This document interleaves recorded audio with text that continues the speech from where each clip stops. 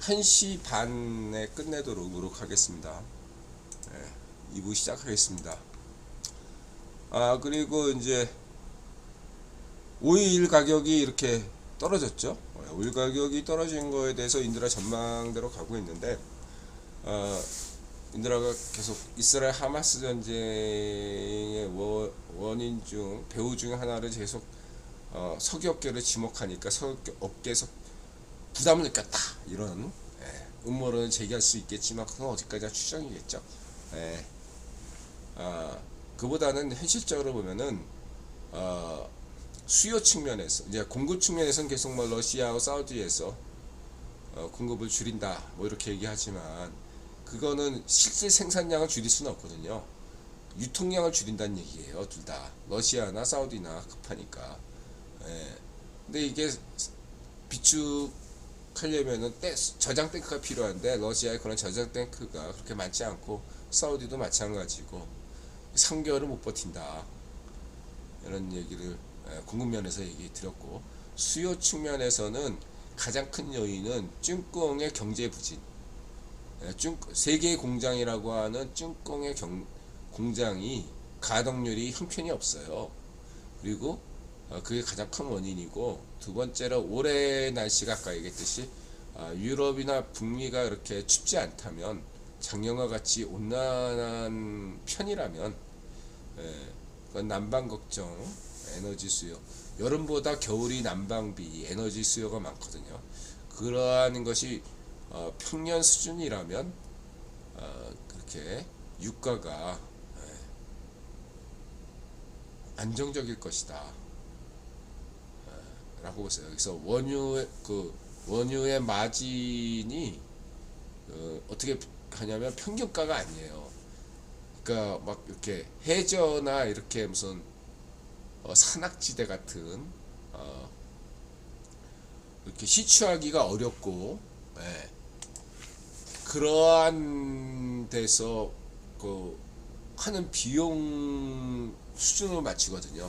그러니까 평균 수준이 아니니까 그냥 사우디처럼 노천 같은 데서 그냥 파면 나오는 데가 아니라, 그렇게 막 발굴하기 매장은 있는데 매장을 채굴하는데 굉장히 그 조건이 열악한, 그 기준으로 현재 유가가 이렇게 선정이 돼 있기 때문에 현 유가 수준도 제가 볼 때는 적정가다. 저는 그럼에도 불구하고 그 생산이 책임지는 것이 아니라 전 세계 유통은, 석유는 유통이 책임진다. 그런 면에서 정치적인 면을 많이 고려해서 $80 선 항상 그렇게 얘기해 왔고, 그리고 일시적으로 지정학적인 요인을 하면 일시적으로 $100까지 오를 수 있지만, $100로 도달하는 순간 폭락한다고 얘기했죠. 폭락했잖아요.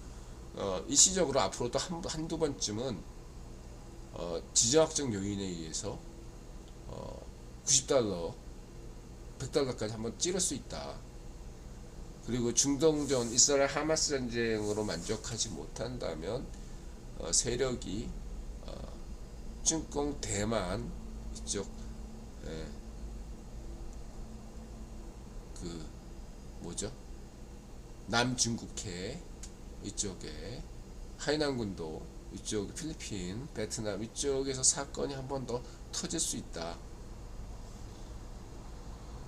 그렇다고 메콩 시파르가 대만을 침공한다 라고만 볼 수는 없지만, 확실히 이스라엘 하마스 전쟁 이후 인드라 시각이 완전히 달라졌잖아요. 이스라엘 하마스 전쟁이 터지기 전까지만 해도 메콩 시파르가 대만을 침공할 일이 없다. 그럴 확률은 0.0001%다. 그리고 러시아의 우크라이나 침공은 무조건 우크라이나가 승리한다. 푸딩은 핵을 쏠 수 없다. 그 다음에 반쪽 정도는 조용히 죽어 지내는 게 좋을 것이다. 뭐 이렇게 여러 가지 전망을 내놨는데, 이스라엘 하마스 전쟁 이후로 완전히 바뀌었죠. 확률이 다 높아졌어요. 지난 방송에 강조했으니까 더 얘기 안 하겠습니다. 메콩시파르가 더 뭐 이렇게 헛짓거리를 할 수 있고, 메콩시파르가 남중 국해에서 뭔가 작전을 벌일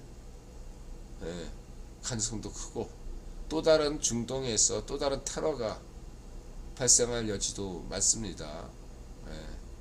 뭐 IS가 한다든지 예멘 후티가 한다든지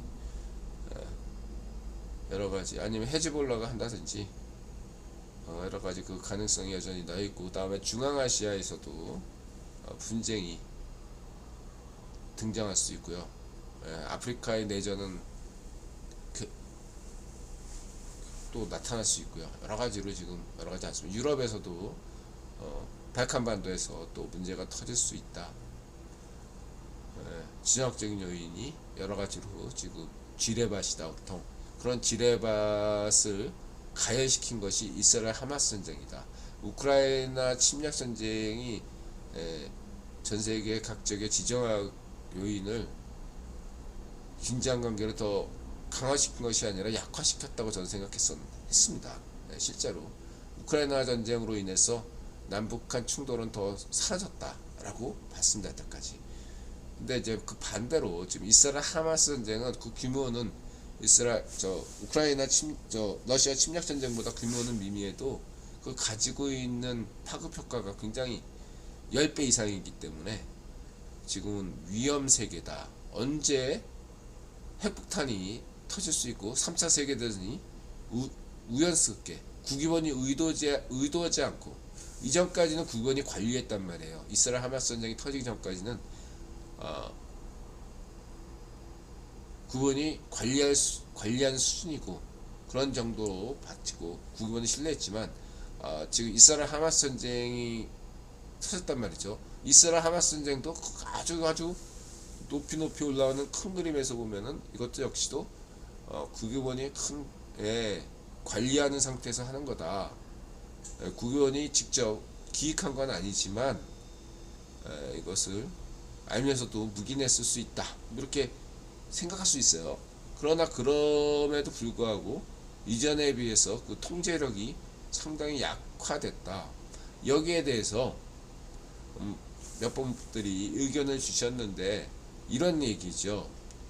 예를 들면 구글이라는 회사가 있다고 칩시다. 구글의 회사가 굴러가요. 구글에 대표이사가 있고 이사진이 있어요. 지금 오픈 AI처럼. 근데 구글 내에 샘 알트먼이 있고 일리아 수츠케버 같은 사람이 있어요. 두 사람의 의견 충돌이 심각해졌단 말이에요. 각자 진짜 철학이 다르고 앞으로 이래야 된다. 이것이 최선이다. 이렇게 생각하는데 저쪽은 아니야, 이게 최선이야. 이렇게 생각한다면 구글이라는 회사가 잘 굴러가겠느냐, 이렇게 묻고 싶은 거예요. 지금 상황이 CFR이 그런 상황이다. 사적 이익에 때문에 인드라가 이렇게 드는 것이 아니라 구글 오픈 AI처럼 샘 알트먼이나 하고 이 일리아 수츠케버가 돈 문제로 지저분하게 갈라진 게 아니라는 거죠. 내 생각엔 철학의 차이인데, 그런 철학의 차이가 CFR에 존재하는 걸로 보인다. 그 CFR이 이렇게 분열된 것은 인드라는 1967년 CFR 분열 이후 처음 봤다. 그때는 1967년 같은 경우는 철학만 다를 뿐만 아니라 이해관계도 확실히 달랐어요. 지금은 이해관계가 뚜렷하게 다르다고 보기는 힘들지만 철학의 차이는 발견했습니다.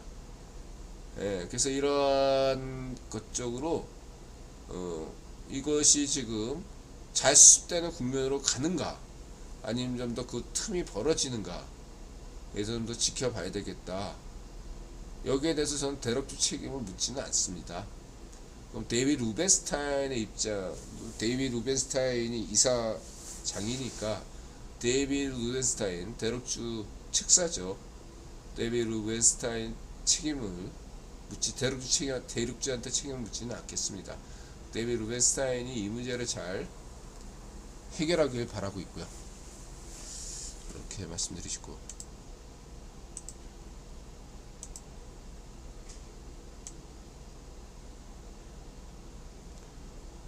뭐 주가나 뭐 이런 것들 참고하시고요. 제가 얘기해야 하면, 저 얘기 안 하겠습니다. 앞으로 주식이나 암호화폐에 대해서는 제가 얘기해봐야 저보다 훌륭하신 분들이 많고, 내가 얘기해봐야 뭐 인간지표인데. 그 다음에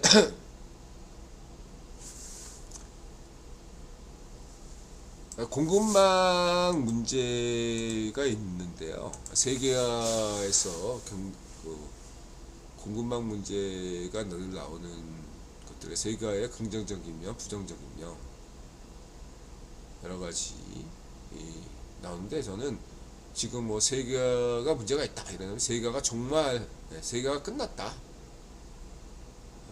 세계화 종말론을 얘기한 사람들의 가장 큰 논지는 뭐냐면 쭈꿍의 예죠. 쭈꿍을 봐라. 쭈꿍 경제가 발전하면 그만큼 쭈꿍의 정치 민도 수준이 높아져야 되는데, 쭈꿍의 정치나 민도 수준이 여전히 낮지 않느냐. 세계화가 실패한 거 아니냐. 쭈꿍만 봐더라도 다른 나라 인도나 이 아프리카 국가들 아무리 경제 발전시켜준들 이런 나라들이 한국과 같은 나라가 될 수 있냐. 이런 데에서 회의라는 거죠. 회의론자들이 세계화 종말론자이라고 할 수 있어요. 이분들에 대해서 이분들의 주장이 아예 틀리다고는 볼 수는 없지만, 저는 이분들에게 늘 강조했던 게 인내심을 갖자라고 강조했죠. 영국을 비롯해 세계 최초의 자본경제 국가인 영국은 물론 독일, 일본, 미국, 한국 모든 선진국 국가들이 이 개발 독재 과정을 거치지 않은 나라가 없다. 다만 초기 선진국들은 그 과정이 길었다. 100년, 200년간에 했던 일들이 지금 한국이나 이런 나라들은 30년, 20년 만에 일어나니까 그것을 경제 발전이 빠른 속도로 일어났으니까 그만큼 더 정치 민주화, 정치 자유화죠. 민주화는 우리나라 부정적인 표현이니까 정치 자유화도 그만큼 급속도로 일어나야 되는 거 아니냐.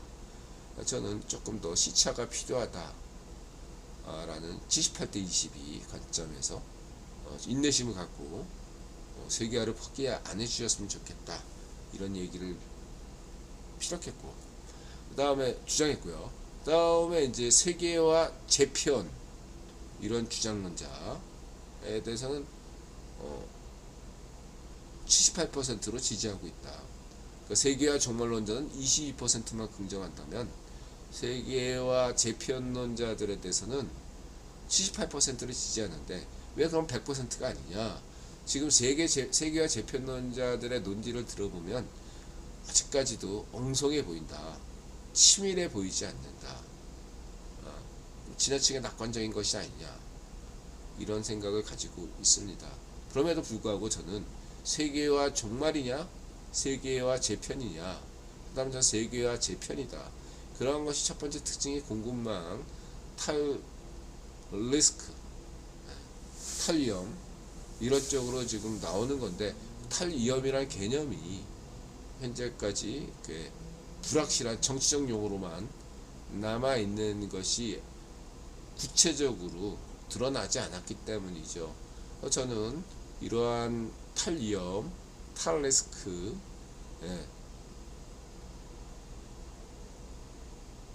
디커플링이 아닌 탈리스크래, 디리스크, 이러한 것이 구체적인 것은 2025년 이후에 본격화된, 내년이 아니라 2025년 이후로 본격화된다 라고 말씀드릴 수 있겠어요. 왜냐하면 이들아 늘 강조하듯이 반도체 주기나 전세계 IT 어떤 그런 경기 사이클이 본격적으로 되는 것이 2025년 이후라고 늘 강조했잖아요. 그걸 위해서 이든영이 이 집권 초기에 IT 인프라를 깔은 거고요. 그러한 투자가 곧바로 이렇게 되는 게 아니라 몇 년 걸린다. 이거 설비 투자라는 건 몇 년이 걸리잖아요. 그래서 그게 모든 어떠한 미국뿐만 아니라 일본이 뭐 지금부터 무슨 반도체 뭐 이렇게 예, 회사 세워서 한다든가, 이 제드래곤이 삼성 투자한다든가, 한국에서 제일 이쪽에 예, 빠삭한 양반이 제드래곤이거든요. 예, 일부 분야에서 물론 인들하는 한국 최고의 넘버원은 SK, 예, 태원이 형이라고 생각하지만 이 삼성의 어떤 정보력은 여전히 정치력은 태원이 형이 앞서지만 그런 정보력은 여전히 삼전이 앞선다고 보고 있기 때문에 예,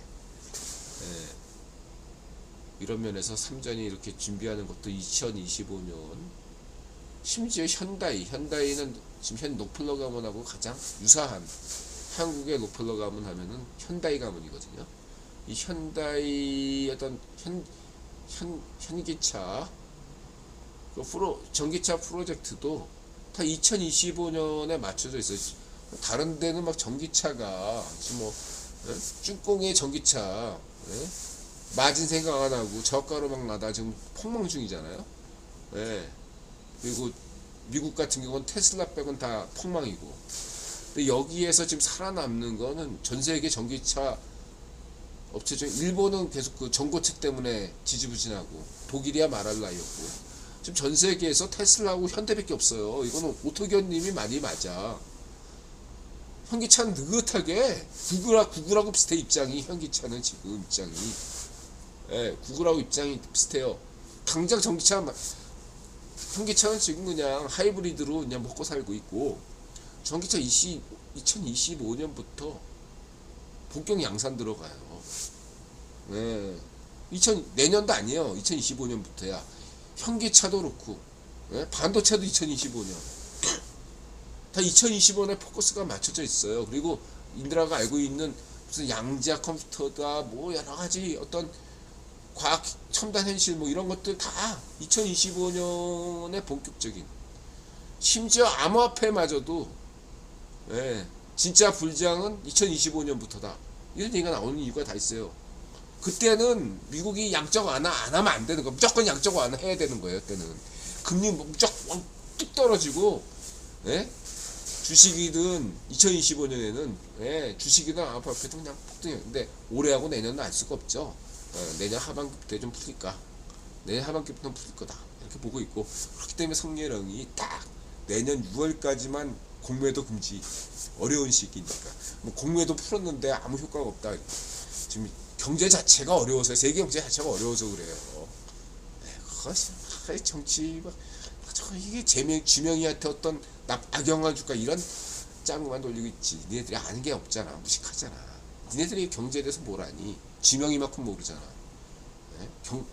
지명이가 정권 잡으면 나라 경제가 망해요. 지명이는 무식하잖아. 걔가 아는 건 무슨 뭐 이렇게 대장동밖에 아는 게 뭐가 있어 걔가.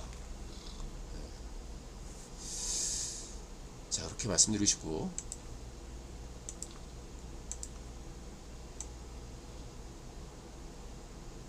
그래서 데이비드 루벤스타인이 좀 책임져야 되고요.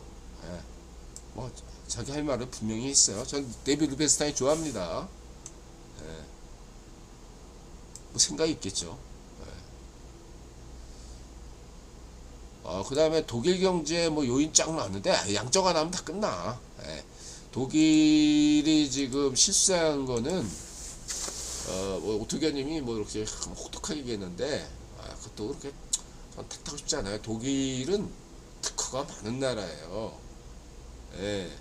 어떻게 보면 이거를 그 독일의 자동차 제조업 CEO들의 문제다 라고 지적할 수는 있는데 큰 틀에서 보면 국유원이 하지 말라고까지는 얘기 안 했겠지만 국유원이 허가해 주지 않았던 측면도 있지 않나. 독일이 기술이 없는 건 아닌데 뭔가 이렇게 막는다는 건 간단해요. 막 그냥 한국 기술자 과학자들이 24시간 잠도 안 자고 그냥 일요일도 토요일도 없이 인드라처럼 철야로 막 코피 터지면서 연구한단 말이야. 거기에 막 언론에서 힘도 주면 응원도 해주고, 예, 프로젝트 자금도 팍팍 지원해주면 뭐가 나오겠죠. 근데 과학기술자들이 열심히 하려고 하는데 프로젝트도, 예? 보류가 되고 언론에서도 비판적이면 누가 할 맛이나. 한국의 원자력 문전비 파쇼 정권, 자유파쇼 정권 치하에서 한국의 원자력, 서울대 원자력학과 교수와 친구 그 학생들이 무슨 재미로 하나, 그냥 다 떠나서 다시 의대 나가자 이랬던 거 아니에요. 그런 상황이 독일의, 예? 엔지니어들이 실력 있잖아. 그런 요인이 있는 거야. 특허 많은 나라예요. 작심만 하면 독일이 할 수 있어. 허감, 국민이 허가만 해주면, 예, 독일에서도 전기차 됩니다. 예, 되는데 여태까진 예, 정책적이나 여러 가지 측면에서 막지 않았나 생각하고 있고, 유럽 상황도 있고. 그래서 이거는 어떤 문제로 들 수 있나? 양쪽 안 하면 돼. 양쪽 안 해. 양쪽 안 해. 독일에 양쪽 안 하면 돼요. 내년부터 되면 독일 경제가 잠시 유럽의 병자처럼 보이지만, 지금 뭐 죽는 신용하지만 저는 크게 걱정하지 않는다. 독일의 저력을 믿는다. 그리고 현 독일 자유좌파 휴지총리를 지지하고 있습니다. 잘할 거라고 저는 생각하고 있어요. 근데 지지율이 많이 낮죠. 지금 인드라가 지지하는 자유좌파, 자유우파 지도자들이 다 인기가 낮아요. 예, 포퓰리즘을 외면하기 때문에. 예, 다 그렇습니다. 그런 점들을 참고하시고요. 저는 휴지총리를 지지합니다.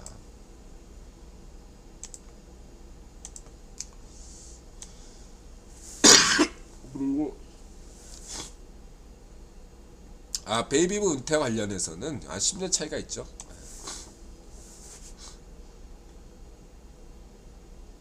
그 다음에 러시아 뭐 얘네들은 뭐 이제 보통 통계 조작하면 맹공 시파르나 문전비 아니에요. 이거는 정말 사형에 처해야 돼. 이 통계 조작은 굉장히 위험한 거. 사람 한 명을 죽이는 것보다 더 100만 명, 1000만 명을 죽일 수 있는 아주 나쁜 거죠. 선거 조작, 통계 조작, 맹공 시파르, 문전비, 파셔 정권들이 하는 짓이죠.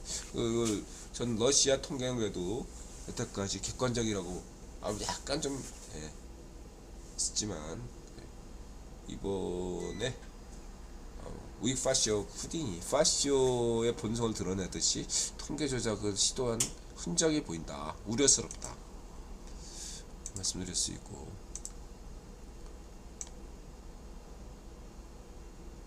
통계 조작하면 뭐다? 파쇼다. 파쇼 인정이다.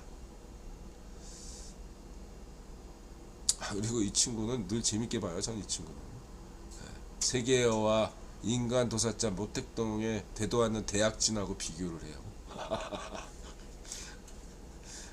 웃고 갑니다. 북한의 국채가 있죠. 북한 국채가 똥값이 됐는데 1970년대 발행했다가 이제 소련이 경제가 악화되면서 북한에서 국채를 발행했죠. 70년대 초에. 그거 여태까지 안 갖고 있는 거예요. 근데 이제 이게 이 문제는 어떻게 이제 왜 우리가 중시되냐면, 뭐 투자자 약간 이제 헛소리 하는 애는 이제 그 국채를 좀 북한 국채를 좀 갖고 있으니까 똑같은 거 좀 가지고 있다가 통일되면 대박 날 거라고 생각해서 지금 갖고 있죠. 그거와 그 사람에게 입장과 별개로 이 북한 국채를 통일 정부가 변제할 것인가 말 것인가, 이 문제를 우리가 좀 깊이 고민할 필요가 있어요. 반쪽 정은에게 책임을 묻는다. 통일 정부는 이건 반쪽 정은 현 괴르파쇼 정권은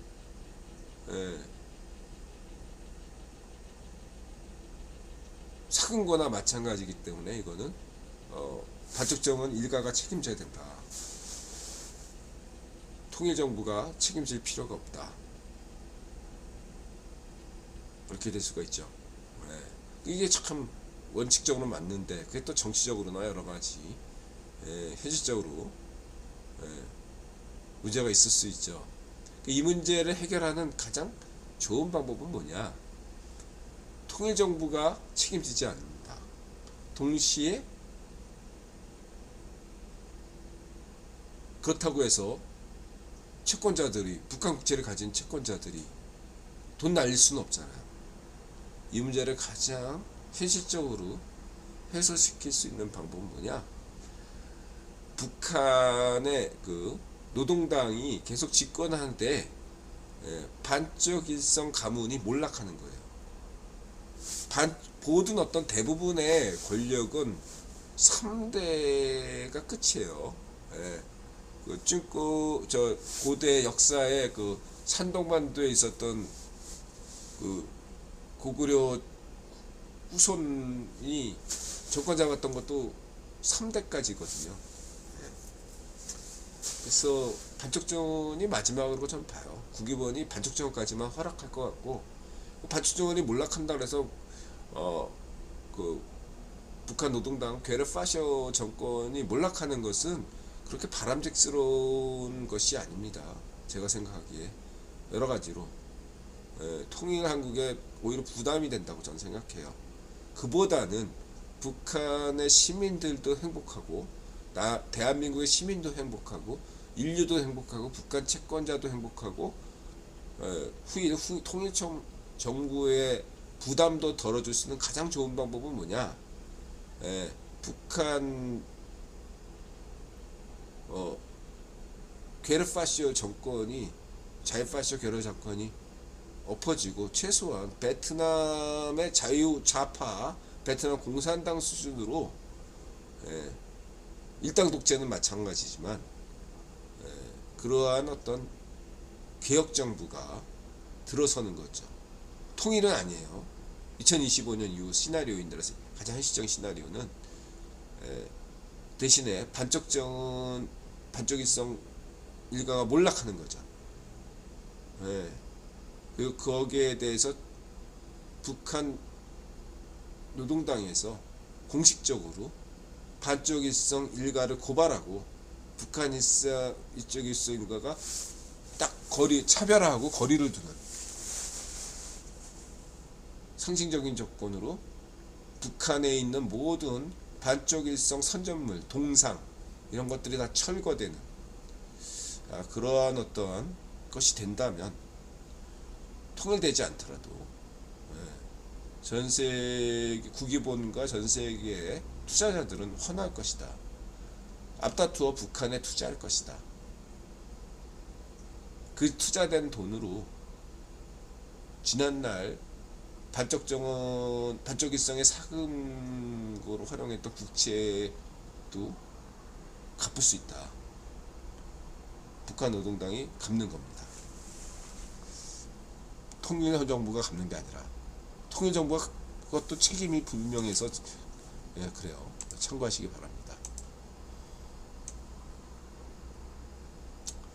그 1대1로에 대해서는 긍정적인 요인이 있죠. 이게 처음부터 그런 건 아니고요. 세계화의 주권이 기여한 긍정성이 있습니다. 달러 기축통화를 선두로 한 파운드, 유로, 엔처럼 위안화도 해당 국가에 돈을 빌려주고 그 돈으로 다 사회 인프라를 건설합니다. 이는 증권 경제에도 많은 기여를 하죠. 증권은 특정 국가에 돈을 줄 때 일정한 수수료를 해당 국가 지도자에게 비자금으로 제공합니다. 서방 진영에선 특히 무기 판매에 있어서 오랫동안 이런 관행이 있었지만 최근에 인권 문제 등을 이슈로 이를 제한하거나 없애려고 하고 있습니다. 또한 증권은 도로, 항만, 공장, 사회 인프라 건설 때 증권 자재와 증권 인력 등 거의 모든 걸 증권에서 합니다. 반면 서방 한국에서는 해당 국가 인력과 국제 공급망을 이용하는 편이죠. 역사적으로 때 맹꽁 시입화를 이 집권 이전과 집권 이후로 나눌 수 있습니다. 집권 이전에는 정치적인 목적이 아예 없는 것이 아니었지만 경쟁이 실리가 주된 것이었습니다. 그냥 유럽처럼 할 수 없지만 틈새 시장에 들어가는 방식에서 한국이나 중국이나 별 차이가 없었습니다. 아울러 유럽 자본 방해체통 탓에 협력했던 정부가 쿠데타로 무너지고 프로젝트 자체가 없던 일이 되는 일이 많았습니다. 마다가스카르, 대우 인터내셔널 생각하시면 됐죠. 그 다음에 부르키나파소, 부르키나파소의 박정희 생각하시면 되고, 맹꽁 시파르 집권 이유는 유럽이 금융위기로 오그라들 때인데다가 맹꽁 시파르가 영구 집권의 목적으로 1대1로 정치 아젠다로 만들었습니다. 실리보다 찐꽁 영향력을 앞세운 거죠. 그러다 보니까 이게 좀 대충 한 거겠죠. 여기에 미국과 유럽 기업들은 세 가지 장벽이 있었습니다. 하나, 미국이 아닌 유럽 기업인 경우 아프리카 식민주의 역사로 인해서 자국뿐만 아니라 아프리카 국가도 거부감이 있습니다. 아프리카에는 반미가 없어요. 반서방이, 반유럽이 있죠. 반유럽. 아프리카 식민지는 대부분 영국이나 독일도 나미비아에 있죠. 네. 영국, 독일, 프랑스의 식민지지 미국 식민지는 없어요. 반미는 없어요. 냉정하게 봐서. 반 프랑스, 반영은 있어도. 단 미국은 아닙니다. 예. 둘째, 금융위기로 인하여 미국, 유럽, 특히 유럽 기업들이 재정 여력이 없었죠. 2008년 이후로. 세 번째, 미국, 유럽 연합에서는 투자할 때도 해당 국가 인권 부패 정치 문제를 엄격하게 제어합니다. จึং꽁은 그러나 해당 국가가 자위 파시 국가여도 상관하지 않습니다. 오히려 좋아하죠. 그래서 จึং꽁은 จึং꽁 1대1로 무작정 구역을 막고 있지 않아요. 인드라 강조하듯이, 인드라 늘 강조하잖아요. 미국 달러는 미국 경제를 위한 달러가 아니라 세계 경제를 위한 달러가 돼야 된다. 근데 세계 경제를 위한 달러를 막고 있으니, 미국 경제만을 위한 달러인 양 다들 얘기하고 있으니, 세계 경제를 위한 달러가 되면 당장 달러 휴지를 얘기하잖아요. 그 현실을 모르는 무식한 애들이 지금 경제 음모론을 떠들고 있지 않습니까? 이러다 보니까 틈새가 있으니까 그 틈새를 누군가 해줘야 돼요. 예, 서방, 유럽이나 일본이 해줘야 되고, 한국도 해줘야 돼요. 물론 중공도 해줘야 되고, 러시아도 해주는 거죠. 예, 그 틈새로 계속 가고 있는 거예요. 그거 다 구분에 허락받고 있는 거예요. 브릭스도 다 구분 허가받고 하는 거고, 그러한 것들이, 예, 미국 달러가 세계 경제를 위한 달러가 되기 전까지는 이러한 것은 계속될 것이다. 저는 그렇게 보고, 예, 긍정적이다. 1대1로의 긍정적인 면은 이럽니다. 예, 이거를 미국, 유럽, 일본 이런 사람들이 못한다고 내버려 두면 안 되잖아요. 아프리카 시민들이 행복해지려면 경제 발전이 돼야 돼요. 그건, 예, 그게 미국 돈이든 จึং꽁 돈이든 하면 되는 거라고. 예, 이런 면에서 긍정적이라고 봐요. 저는 반중 파시즘 아니잖아요. 저는 반일 파시즘, 반미 파시즘, 이런 좌우 파시스트들이 주장하는 จึং꽁이 하니까 무조건 반대, 이런 것들에 대해서는 저는 반대하고 있죠. 예전부터 반대왔습니다. 이런 것들을 전제하고 이런 건 긍정적이다. CFR도 긍정적이다 이러면은. 문제는 이제 จึং꽁이 맹꽁 시파르 집권 이후 이것을 자기의 정치적 아젠다로 만들어서 이거를 뭔가 계약의 악마의 노예 계약 같은, 연예계의 노예 계약 같은 것들을 지금 한다 이거죠. 이런 것들은 선을 넘었다. 이게 정치적인 목적으로 จึং꽁이 해대는 발언을 하지 않는다. 이런 것들은 완전히 족쇄거든. 노예 계약이거든요. 이런 노예 계약 같은 문제들에서는 비판적일 수 있다. 이렇게 말씀드릴 수 있겠고요. 한마디로 한국에서도 จึং꽁동 빌려 썼으면 반쪽 미당 애들처럼 찍소리도 못하고 จึং꽁에 문전비가 จึং꽁에 가서 빰 맞아도 그리고 제가 잘못했습니다. จึং꽁은 큰 나라죠. 우린 작은 나라예요. 노예잖아 노예. 문전비 대저돈 받고 혼밥 먹고 이게 노예지 노예. 이게 노예 계약의 현 주소. 얼마나 했길래 문전비가 이렇게 보시면 되고. 전 반중 파시즘 아닙니다. 반중 파시즘에 반대예요. 이렇게 보시면 되고요. 그래서 이건 CFR인가 어딘가 인드라 입장하고 거의 비슷한 얘기를 했어요. 세계 무슨 지금 중국 경제가 안 좋은 건 무슨 미국이 간섭해서가 아니다. 보통 뭐 맨날 뭐 북한 경제 왜 못 사나요? 뭐 미국이 간섭해서. 북한 반쪽 정원 네가 잘못해서 그렇지 왜 미국 탓을 해? 반쪽 민주당이나 반쪽 민주당이 정치를 못해가지고 경정 교체 당한 거 아니야. 지들이 잘못했는데 왜 그걸 왜 남 탓을 해? 파시스트의 특성이지. 지가 잘못한 거야. 중국 경제가 지금 망가진 건 자신들의 문제인데 그걸 왜 남 탓해? 미제이 탓. 모든 건 다 미제이 탓, 반미 탓. 유럽의 영국이나 프랑스 제국주의자들이 자신들 책임을 회피하기 위해서 반미 파시즘을 한 거 아니에요. 비판받아야 되겠죠. 자기 책임을 명확하게 하는 게 자신을 위해서나 좋은 거다. 파시스트는 언제나 남 탓만 한다. 자기 탓하는 거, 자기 탓하지 않는 애들이 파시스트예요. 그 자격을 보면 남 탓해 보면 반쪽미당 자유파시요 보시면 되고,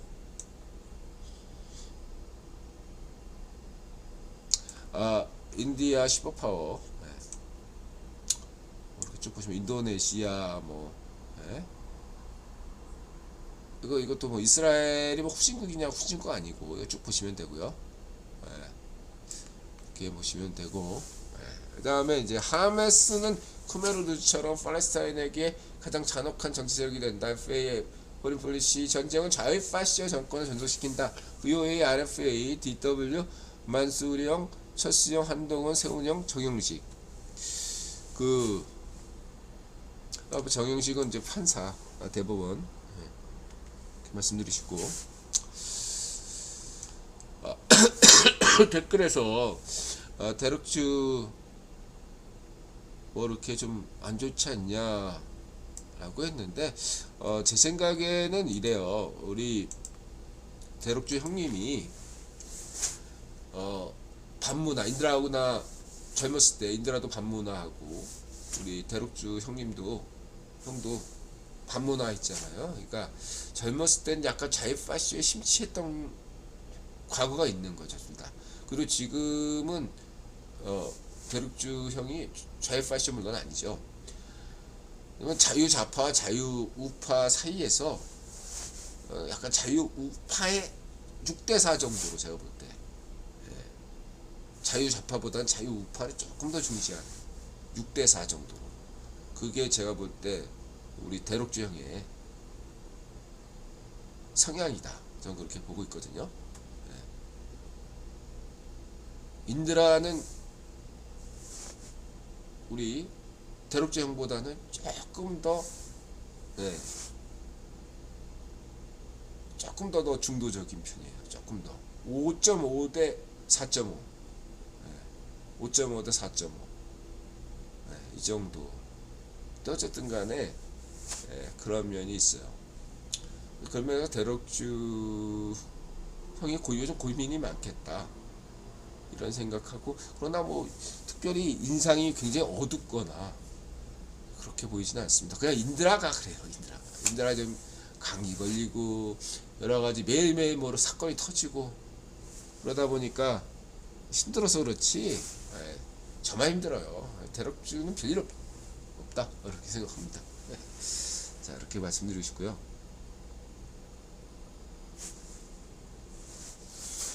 그 다음에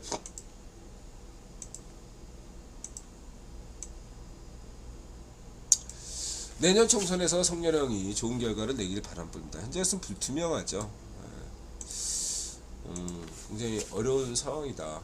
지금 CFR이나 이런 힘을 내고 있다면은 모르겠는데, 지금 내년 총선 알 수 없다 말씀드릴 수 있고요. 근데 총선에서 이겨야 차기 대선에서도 이깁니다. 차기 총선에서 만약 국힘이 이기면 반쪽미당이 분열되겠죠.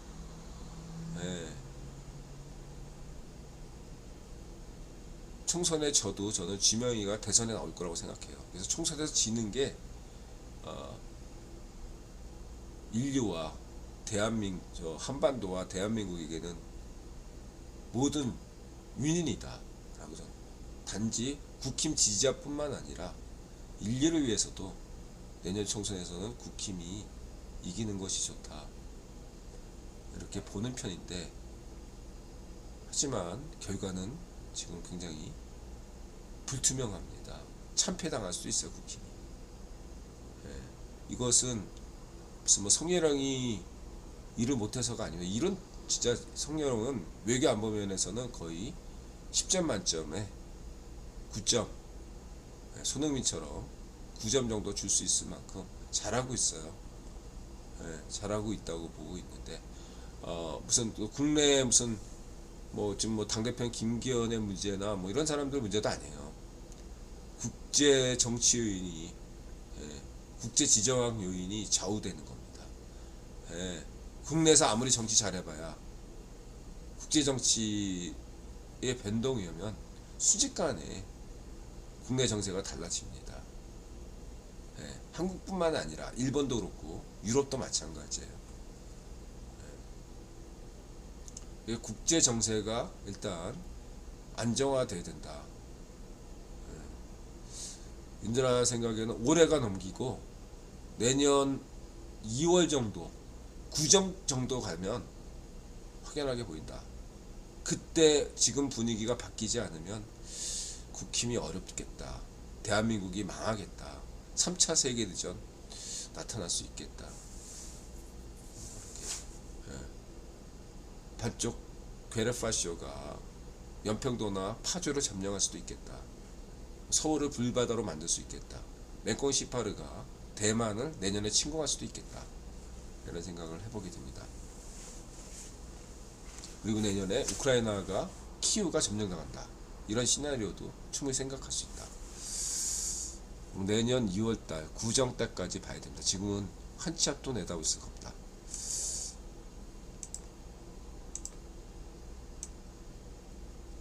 현재 시점에서 어쨌든 성렬형을 비난하는 건 저의 파쇼 인증이다 이렇게 보이고요.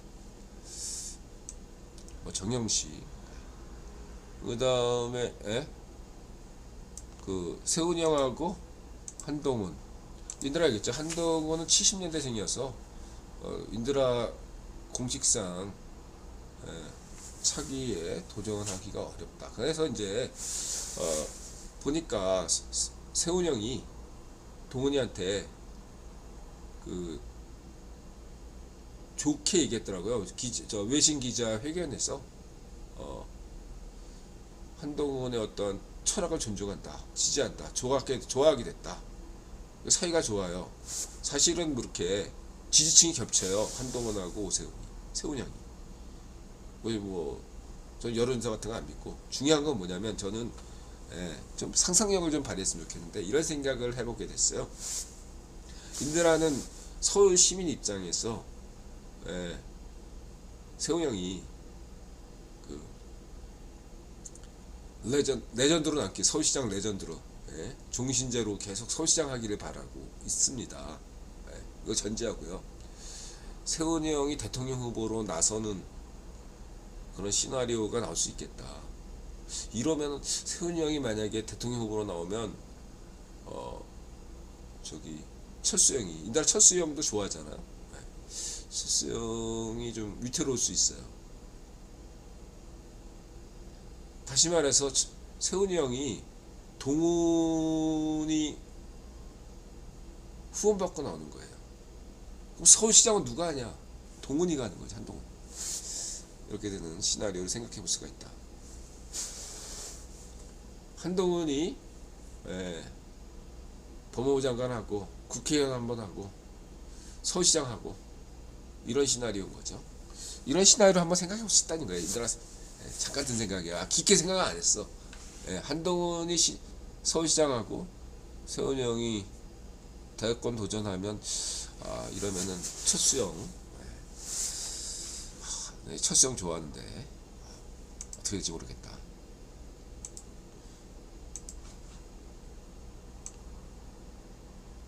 철수형 화이팅! 부산철수, 빠찡코 철수. 그 다음에 젊은 시각에서 뭐 이런 거 얘기했네요. 왜 얘네들은 뭐 하면 다 죽어. 극단 선택. 이게 반쪽 노면. 이 반쪽 노면이 대한민국에 얼마나 반쪽 노면, 자유파시즘, 무능부패, 수고통, 매국노, 적폐, 반쪽 노면이 대한민국에 얼마나 해악스러운 존재인지 다시 한번 또, 뭐 한 번만 죽어. 이게 뭐 누가 죽인 게 아니라면, 타살이 아니라면 이거 어디부터 나온 거야? 에? 반쪽 노면 아니야. 이걸로 다 모면 된다는 거 아니야. 수사 정지되고, 수사하는 사람도 욕먹고. 에? 대한민국에 이상한 일이 생겼어요. 100만 명의 학부모, 100만 명의 주주, 100만 명의 뭐 투자자를 다 울린 놈이 이렇게 뭐 죽으면 오히려 동정심을 수사가 얼마나 고됐으면. 본질은 그건데 100만 명의 피해자들이 있는데 검찰이나 경찰이 아무런 뭐 이렇게 가해를 가하는 것도 아닌 건데, 신문 봤던, 조사 봤던 애가 죽으면 기다렸다는 듯이 찌레기가 얼마나 검찰 경찰이 압력을 가했으면 스트레스가 심했네, 이런 동전론을 막 시키면서 사건 자체를 위험하고 수사 중지시켜. 좀 지나면은 발전 노면에 대해서 조금이라도 한마디 하면 유죄야! 뭐 이러면서 이러한 성역법을 만들고. 어디부터 우리는 지금 해야 됩니까? 반쪽 노면부터. 반쪽 노면을 파헤쳐서 일본으로 보내고, 대통령은, 그러니까 인들아 간단하게 얘기하잖아요. 현충원에 모신 대통령만 대통령을 인정해야 됩니다. 수사 다시 해야 되고요. 제대로 해야 됩니다. 이게 어렵잖아, 지금 대한민국 현실에서. 국회의원도 이거에 대해서 허가를 안 해줘요. 반쪽 노면이 해준 게 있거든. 파시스트 역할이. 국회의원이 임명한 게 또 반쪽 노면이었기 때문에 분단 체제에 이루어왔던 놈이거든. 반쪽 노면이. 이렇게 생각하시면 돼. 반쪽 노면 때문에 2000년대 초반에 통일될 수 있었던 여건도 반쪽 노면 때문에 통일이 후퇴된 거예요. 얼마나 당시의 국회의원은 어쨌든 분단 체제를 지속시킬 수 있었기 때문에 반쪽 노면이 필요했던 거죠. 2025년까지 어쨌든 가성비가 플러스니까 분단 체제를 유지시키는 게 종합적으로 국민에게 이로우니까 반쪽 노면 같은 애도 필요한 거고, 문준비 같은 애들도 필요했던 거죠. 이렇게 보시면 되고요. 하여간 오늘날 대한민국의 모든 문제는 반쪽 노면, 좌파시즘, 무능부패, 수고통, 적폐, 매국노, 부패비리,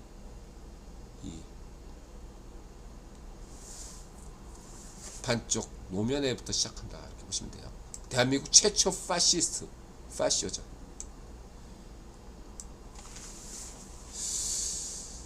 어쨌든 그렇게 보시면 되고요.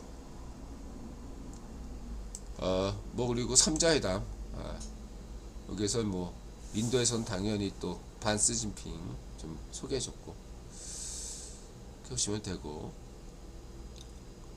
그 다음에 오션톡, 뭐 두 사람은 중요하기 때문에 언급하지 않을 수 없었고, 뭐 맹꽁 시파르가 성렬랑 안 맞는 건 성렬형 개인에 대한 호불호가 아니고, 저거는 미국과 일본의 오늘날 위상을 보여주는 거죠. 뭐 맹꽁 시파르는 이제 아시안 게임 할 때는 한국의 사람들 만났잖아요.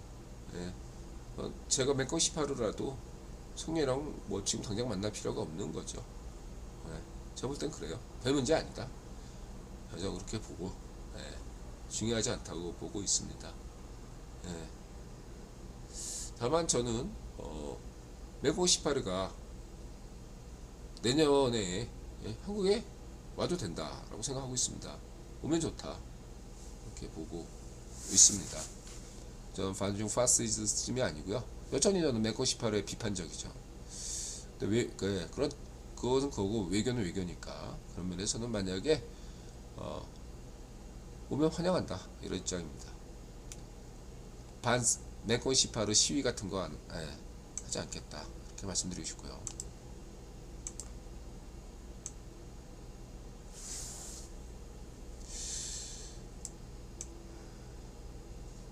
뭐 SM6 이거는 점차적으로 저 동영상에서 나왔지만 미군의 그 군사력에서 국내 군사력은 유지비가 보다 해외 군사력 유지비가 굉장히 많이 들겠죠. 상식적으로 생각해보세요. 한국 국내의 어떤 유지비하고 저 무슨 중동 같은 데 평화유지군 이런 데 가는 게 몇 배는 더 해외 유지군 주둔 비용이 훨씬 더 많이 들죠. 상식적으로 늘 같은 얘기고 이러니까 상식적으로 미국은 점점 해외 주둔군에 대한 예산을 줄이고 싶어 하죠. 그 줄이고 싶어 하는 대신에 그만큼 그렇다고 거기를 포기하면 안 되겠죠. 세계 경찰이니까. 그렇다고 한다면 동맹국을 활용하는 것이 대안이죠. 그래서 나토, 그래서 맨날 영국이나 독일, 프랑스가 나토의 기준치인 예산의 기준치인 2%에 여태까지 안 지켰어요. 예, 독일이나 프랑스 이런 나라들이 자신의 사회보장비에 더 투자했지 독일 군비에는 투자를 안 했어. 안 해도 되니까 공짜로 그냥 미국 우산에 해구산 밑에 있었던 거죠. 근데 미국이 더 이상 그런 거 허락을 안 하는 거예요. 트럼프 때문에 그랬고 이준영도 딱 이러면서 트럼프로 딱 봐라. 너네들 그런 거 안 하니까 럼프 같은 애가 대통령식 나오는 거 아니냐? 이렇게 압력을 주니까 이제 독일이나 프랑스나 영국에서도 이렇게 슬슬 눈치가 하면서 무슨 내년에 갚을게요. 빚 언제 갚아? 안 갚는 거 아니에요? 내년에 갚을게요. 뭐 이런 식으로 슬금슬금 넘겼는데 이게 쉽지가 않게 된 거고 일본은 2차 세계대전을 일으켰기 때문에 일본은 하겠다고 하는데 미국도 속으로 좋아하면서도 주변 나라들이 이걸 반대했단 말이에요. 가장 이 일본의 군비 증강하는데 가장 걸림돌이 찐꽁도 아니에요. 대한민국이에요. 대한민국. 북한도 아니고. 대한민국이 역할이 굉장히 중요하단 말이에요. 이 반일 파시즘 우리가 극복하면 얻는 이점이 굉장히 많습니다. 이걸 아셔야 돼. 이걸 성렬형이 해낸 건데 이거는 반일 파시즘으로 짱 놀리는 니네들이 반중 파시스트나 이게 모든 게 반미 파시스트지만 반미 파시즘 반중 파시즘 반일 파시즘은 니네들이 하는 짓거리들은 왜 그런지 뻔하지. 반쪽 정원처럼 자기만 그냥 부자로 살고 나머지 99% 인류는 북한 시민처럼 대한민국 시민도 99%를 다 노예처럼 부리고 싶어 가난하게 이렇게 살려고 하는 게 니네들 생각 아니야. 나만 잘 먹고 잘 살고 나머지 99% 노예처럼 맨날 문전비 어록 지명이 어록 이런 것만 외우고 영어 공부하지 마. 지명이 어록이나 공부해. 니네 그럴 거 아니야. 그지? 무슨 핵융합 필요 없어. 무슨 삼성전자 없어도 돼. 반도체 그런 거 뭐하러 필요해. 우리는 반도체 없이 무슨 지명이 정신으로 간다. 대장동 정신으로 반도체 없는 나라 건설하자. 뭐 이런 얘기 할 거 아니야, 너희들 정권 잡으면. 안 그래? 저 지명이 안까지만 니네들 사고방식은 그렇잖아. 자, 그렇고요. 그 다음에 인도가 27분? 30분 약속했는데 짧게 끝낼게요. 인도가 스위스가 되죠. 중립국. 한국도 중립국. 인도는 중립국 가능성이 있어요. 저만큼 대국이고 인구도 많고 경제 대국이 경제 성장 어느 정도 되면 스위스처럼 이렇게 좀 중립국일 수 있을 가능성이 있어요. 그러나 대한민국 그게 불가능해요. 저는 김구 선생 좋아하지만 문화 중립국 이런 것들은 실현 가능성이 없죠. 그 불가능해요. 한국은. 한국은 그리고 중요한 것은 한국전쟁 때에 한미 동맹 국가가 됐단 말이에요. 이건 굉장한 특권이에요, 한국으로서. 이 동맹 국가 이거를 포기하는 중립국이라는 것은 말도 안 되는, 명예든 실리든 아무것도 소용없는 쓰레기라고 저는 봐요. 예. 완전 예. 그런 논리라고 보고, 예. 말 같지 않은 거라고 생각하고. 근데 인도는 이런 가능성은 있다. 근데 인도가 이미 이렇게 수위처럼 하기에는 이미 지금 걸린 쿼드도 있고 여러 가지로 인도가 난점이 있다 이거예요. 예. 스위스처럼 다 그냥 알토란 같은 실리만 쪽쪽 빼먹는다 라고 하지만 이게 쉽지가 않다, 현실 정세가. 이거는 사우디도 마찬가지고 인도네시아도 마찬가지다. 이건 이제 그 포린 어페어즈나 이런 데서 다뤘는데, 예, 인도네시아나 인도가 왜 이러냐, 사우디가 얄밉죠, 이쪽에. 구호 입장에서 한편으로. 근데 일리가 있어요. 우리 시각이 아니라 인도네시아나 인도나 사우디 살만형 입장에서는 어떤 관점이냐면 유리나하고 비슷해. 78%는 친미이고 싶어. 그러니까 쿼드도 가입하고 막 그랬던 거지. 78%는 친미야. 근데 22%만 보험용이야, 보험용. 예, 쭈꽁이나 러시아 이런 데다 22% 보험용인 거예요. 옛날에 이제 그 한 소설가가, 여자 소설가가 그런 얘기 한 적이 있어요.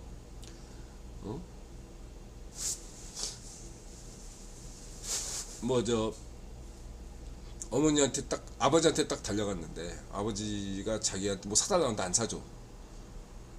어머니한테 달려간다 이거야. 어머니 편든다 이거야. 어머니한테 달려갔는데, 어머니가 또 이렇게 안 해주면 아버지 편 들고. 근데 어쨌든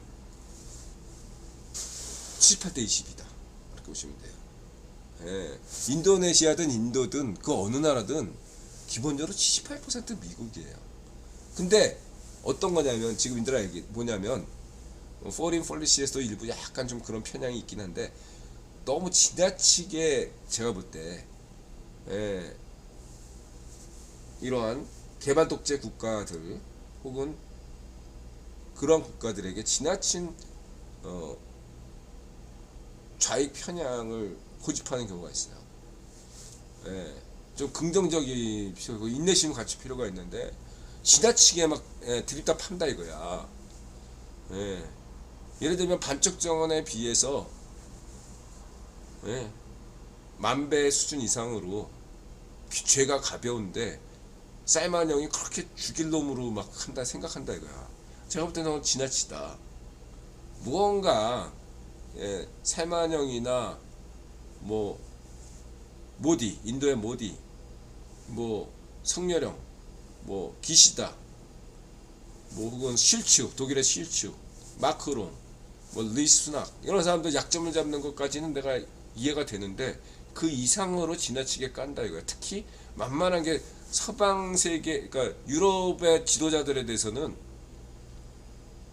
그렇게 못 가면서, 이렇게 아시아 국가들은 국기본 세력이 없거든요. 국기본 세력은 기본적으로 일본은 못 건드려. 그래가지고 포레 폴리시 같은 데서 우파 정부 아니야. 일본은 못 건드려. 옛날에 어지간해서. 그러니까 지금 국기본 대략 세 편성이 유럽과 미국이 중심이고 국영 귀족들이 소수가 일본에 있는 건데, 러시아에 한 명, 뭐 쭈꽁이 몇 명 있는 건데, 유력한 국영 귀족이 없다고 이렇게 만만하게 보고 툭툭 건드리는 식으로 하면 기분 나쁘죠. 살만형이든 인도네시아 좋거든. 그러다가 이 사람들이 수틀려가지고 간다 이거야. 제가 볼 때는 좀 이렇게 인내심을 갖추고 같이 갈 수 있는, 그래서 시간을 기다려주면 계속 가는 거죠. 그리고 당신들도 입장이 그렇게 되면 살만형이나 모디처럼 안 해? 똑같이 하죠. 그렇다고 해서 제가 거기 이런 모디나 살만형 모든 어떤 정책을 지지하는 건 아닙니다. 이해가 된다 이거야. 뭐 대안을 제시해야 된다. 국회의원이라면 이러한 데에 대해서 뭔가 현명한 답을 내놔야 될 것이다 라고 저는 보고 있고요. 대한민국이 인도나 인도네시아처럼 하면 안 돼요. 우리는 이미 한미동맹 국가예요. 인도하고도 달라. 우리는 한국은 미국과 동맹 국가예요. 이거를 넘어서는 어떤 발상하는 것 자체가 난센스예요. 얘는 외교나 국제 정치, 국제 지정하고 전혀 모르는 또라이인 거예요. 또라이. 이렇고 성렬하게 못하고 있다. 외교 어떤 머리에 든 게 없어서. 니네들이 뭐야 아니야? 지명이 밑에서 지명이 운전비 이런 반쪽놈의 이런 쓰레기 같은 거 이렇게 암송이나 하고 있다 하고 있는 광신도들이 뭘 아니 니네들이. 국제정세 뭘 알아. 자 그렇게 말씀드리고 싶고요.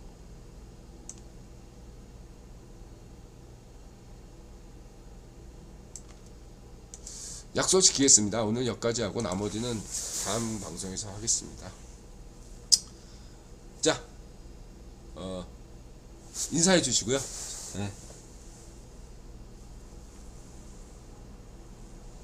고맙습니다. 분숙자님. 다들 주무시나봐요. 아카시아님 고맙습니다. 다크서클님 고맙습니다. 전신우님 고맙습니다. 모두 건강하시고 행복하시고 부자 되세요. 디프런스님 고맙습니다. 네. 뭐 남은 내용은 다음에 하고 그리고 그 양이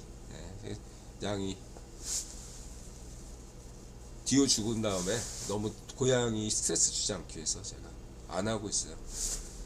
가끔은 1년에 한 번 정도 놀이하고 있는데 1년에 한 번 정도는 해도 되잖아요. 그냥 놔둬요. 그냥 고맙습니다. 사이퍼님 고맙습니다.